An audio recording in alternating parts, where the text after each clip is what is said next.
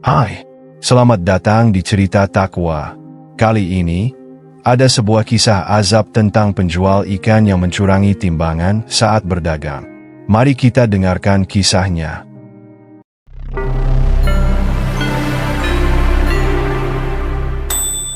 Cerita Takwa. Di sebuah pasar tradisional yang ramai, terdapat seorang pedagang ikan bernama Bu Yuni. Ia dikenal sebagai salah satu penjual ikan terbesar di pasar itu. Namun, di balik senyum ramahnya kepada pembeli, tersembunyi niat buruk yang tak diketahui banyak orang. Bu Yuni menggunakan timbangan palsu untuk menipu para pelanggannya. Timbangan itu dirancang sedemikian rupa sehingga berat ikan yang ditimbang selalu lebih ringan dari yang sebenarnya, sementara pembeli tetap membayar harga penuh. Setiap hari, Bu Yuni memanfaatkan kecurangannya untuk meraup keuntungan besar. Ia merasa bangga dengan kelicikan yang ia lakukan, bahkan seringkali membanggakan dirinya sebagai pedagang sukses di hadapan pedagang lain. Kecurangan Bu Yuni mulai menjadi kebiasaan yang ia anggap wajar. Ketika seorang ibu tua datang membeli ikan untuk keluarganya, Bu Yuni dengan cekatan menimbang ikan menggunakan timbangannya yang sudah dimodifikasi. Ini 2 kilogram ikan segar, katanya sambil tersenyum. Padahal, ikan itu sebenarnya hanya seberat 1,5 kilogram. Ibu tua itu, yang tidak tahu apa-apa, membayar dengan uang terakhirnya, berharap keluarganya bisa makan dengan layak hari itu. Namun, di rumah, ia kecewa karena jumlah ikan yang dibelinya tidak cukup untuk seluruh keluarganya. Bu Yuni, tanpa merasa bersalah, terus melanjutkan perbuatannya, bahkan merasa puas setiap kali berhasil menipu pembeli. Bu Yuni tidak hanya curang, tetapi juga sombong. Ia sering memandang rendah pedagang lain yang berjualan dengan jujur.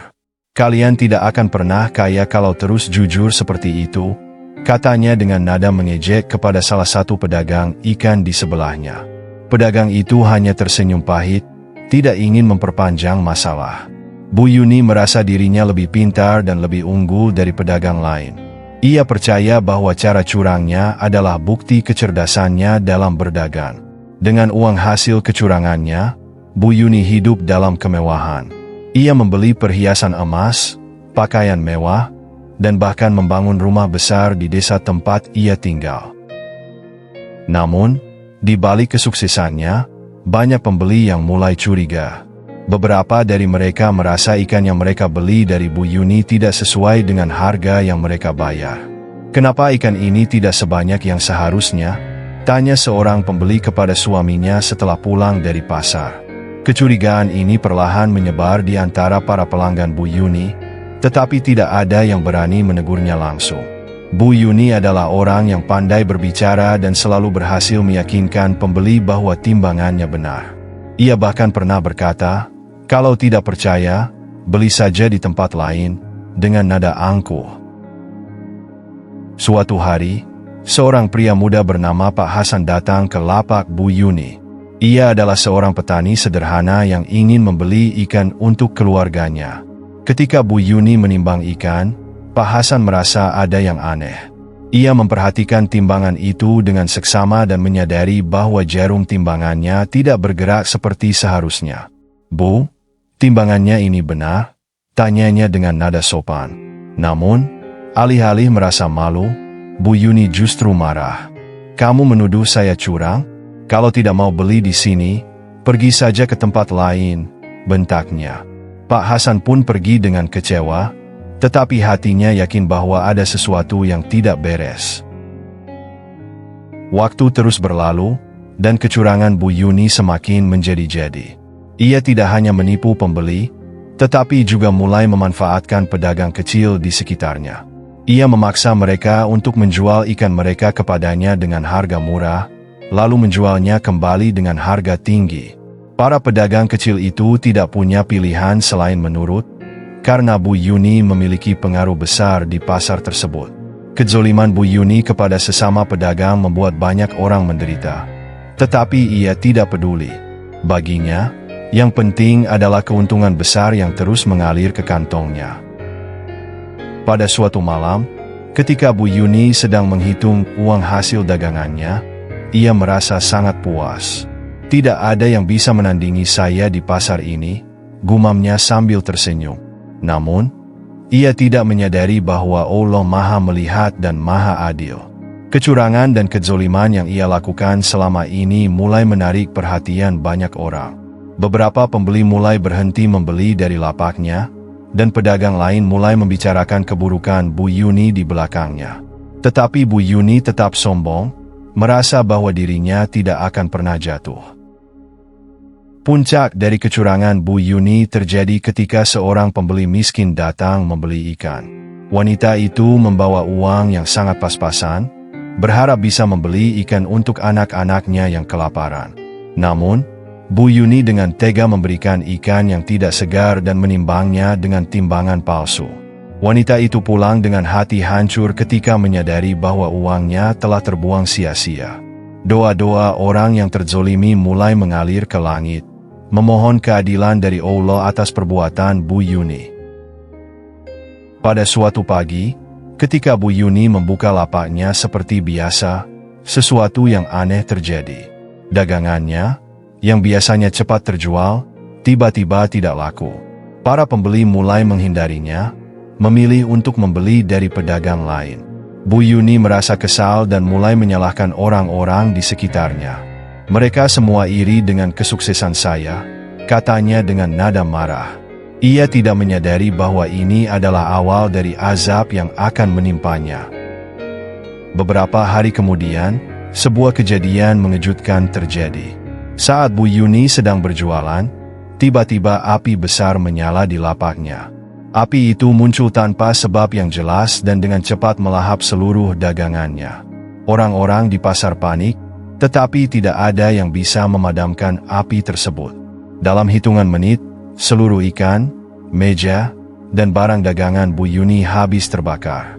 Bu Yuni hanya bisa menangis histeris melihat semua yang ia miliki lenyap seketika. Setelah kejadian itu, hidup Bu Yuni berubah drastis. Ia kehilangan semua modalnya dan tidak bisa lagi berdagang. Rumah besar yang ia bangun dari hasil kecurangannya terpaksa dijual untuk membayar utang. Perlahan, Bu Yuni jatuh miskin dan tidak punya apa-apa lagi. Ia mencoba meminjam uang dari orang-orang di sekitarnya, tetapi tidak ada yang mau membantunya. Semua orang tahu bagaimana ia telah menipu dan menzolimi banyak orang selama ini. Tidak hanya itu, tubuh Bu Yuni mulai melemah.